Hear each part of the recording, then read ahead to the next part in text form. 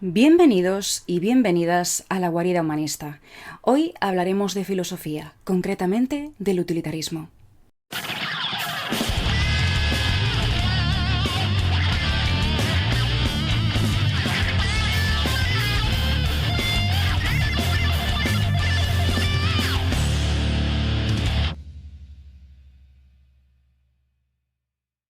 John Stuart Mill es muy preciso a la hora de definir qué es el utilitarismo sin entrar en detalles y matizaciones que puedan dar lugar a confusión. Dice, el credo que acepta como fundamento de la moral la utilidad o el principio de la mayor felicidad mantiene que las acciones son correctas, right, en la medida en que tienden a promover la felicidad, incorrectas, wrong, en cuanto tienden a producir lo contrario a la felicidad. Con esta definición se deduce que el utilitarismo es una ética teleológica, una ética que pone énfasis en las consecuencias de las acciones. Las posteriores matizaciones se centrarían en la concepción que se tendría en la corriente utilitarista sobre la felicidad y el placer. Por eso alega que, por felicidad, se entiende el placer y la ausencia del dolor. Por infelicidad, el dolor y la falta de placer. Y posteriormente en los grados que adquirirían ambos conceptos. Si hemos de acudir a los antecedentes del utilitarismo, debemos darle especial importancia a determinadas figuras emblemáticas de la filosofía o ya mismo a determinadas corrientes anteriores a este. En primer lugar, los epicúreos cobrarían una especial importancia con respecto a la influencia que ejercieron en la configuración de la corriente utilitarista, dado que hacían hincapié en la utilidad final de las acciones para mejorar la vida del hombre, además de establecer la dicotomía dolor-placer e incluso en la dicotomía de placeres mayores y placeres menores, algo de lo que Mill se sirvió en su defensa de la mayor utilidad y beneficio en los placeres intelectuales sobre los placeres más mundanos, estableciendo así una jerarquía de dichos intereses.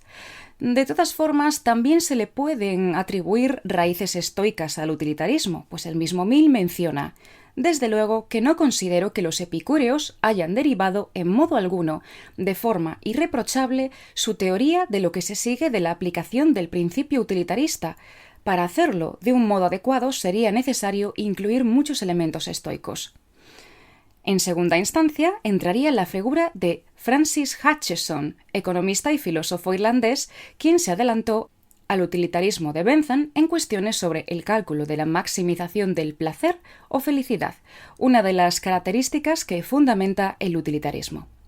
En tercer término, se hace indispensable la figura de David Hume, quien atribuyó importancia al bienestar e intereses generales de la humanidad para configurar la moral de modo que se produjese un mayor bienestar colectivo en la convivencia de las distintas sociedades. Por último, entraría en escena la figura de Bentham, el maestro de Mill, ya que él se guiaba por el principio de la utilidad en base a si unas acciones concretas tuviesen más tendencia a reducir o ampliar la felicidad, aprobando o desaprobando dichas acciones. Este entendía que las personas estamos motivadas por dolores y placeres, y por ello nuestras teorías morales debían tener en cuenta este hecho.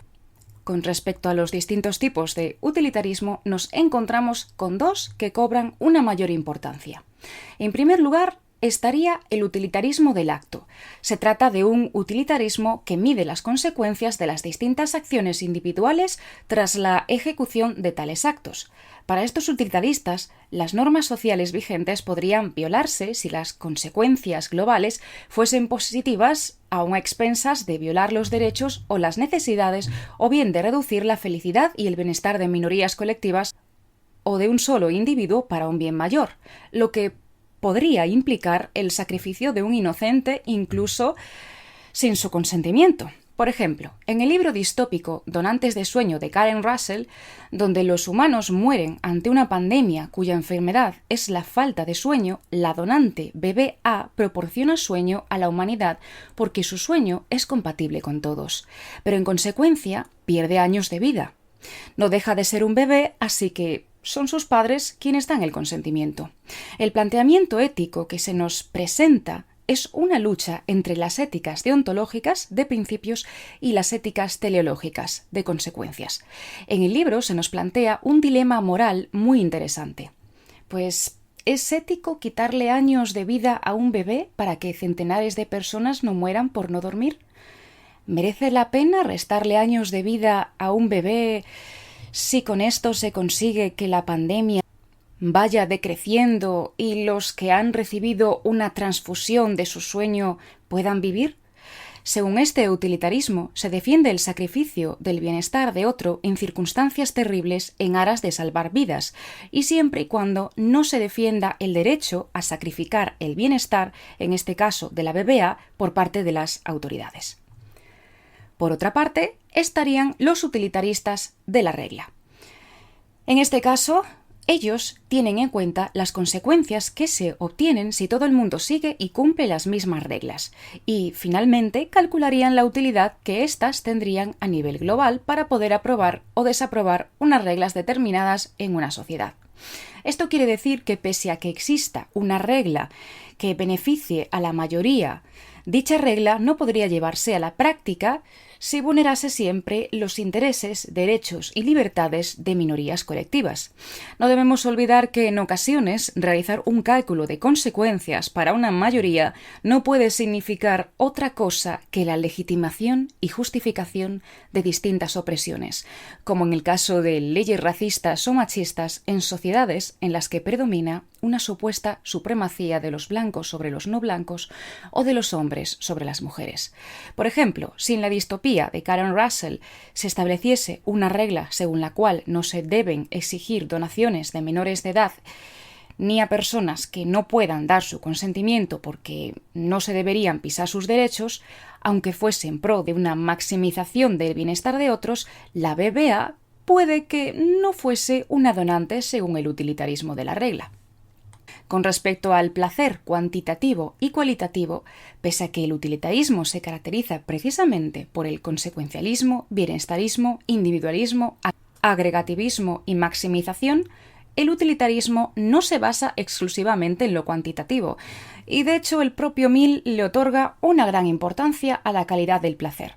Él mismo defiende que los utilitaristas en general han basado la superioridad de los placeres mentales sobre los corporales, estableciendo la diferencia que existe entre ambos tipos de placeres, dándole primacía a uno sobre otro, atribuyéndole más valor al primero que al segundo.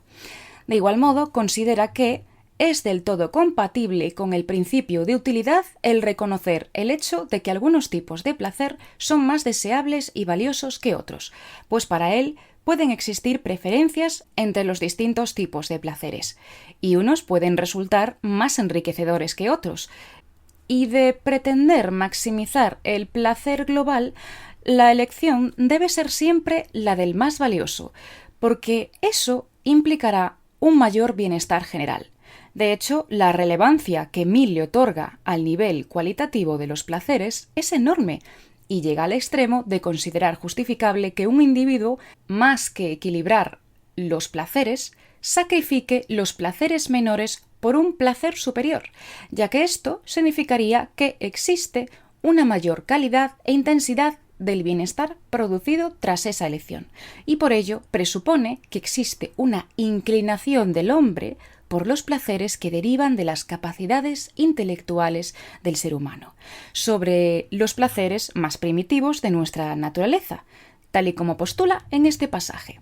Es un hecho incuestionable que quienes están igualmente familiarizados con ambas cosas, en referencia a ambos tipos de placeres, y están igualmente capacitados para apreciarlas y gozarlas, muestran realmente una preferencia máximamente destacada por el modo de existencia que emplea las capacidades humanas más elevadas. Es decir, un ser que posee facultades superiores a las de otros individuos no podría rebajar su existencia a un grado menor, porque esto significaría realmente cubrir necesidades demasiado básicas que, aunque placenteras, no tendrían en cuenta las necesidades reales de un ser con facultades superiores, y esto lo expresa muy bien en este pasaje. Es mejor ser un ser humano insatisfecho que un cerdo satisfecho. Mejor ser un Sócrates insatisfecho que un necio satisfecho. No es lo mismo estar contento, sentirse bien, como podría estarlo un animal no humano, desde su punto de vista, que ser o estar feliz, porque la felicidad supone algo mucho más profundo que la mera satisfacción. En resumen, para Mill no es la cantidad de felicidad lo que importa en mayor medida. Algo que sí defendía Bentham. Lo que cuenta, para John Stuart Mill, es la calidad de la felicidad. Y así se supone que mejoró el utilitarismo hedonista que caracterizaba el utilitarismo de Bentham. Parte de que algunas cosas son buenas con independencia de si se desean, como el amor, la verdad, la belleza, la amistad, el estudio, el fomento de nuestra capacidad creativa e intelectual, la libertad o la justicia. Calidad y cantidad son complementarias en la búsqueda de la felicidad, pero es la calidad la que adquiere mayor importancia. Muchas gracias por escuchar este podcast y nos vemos en el siguiente.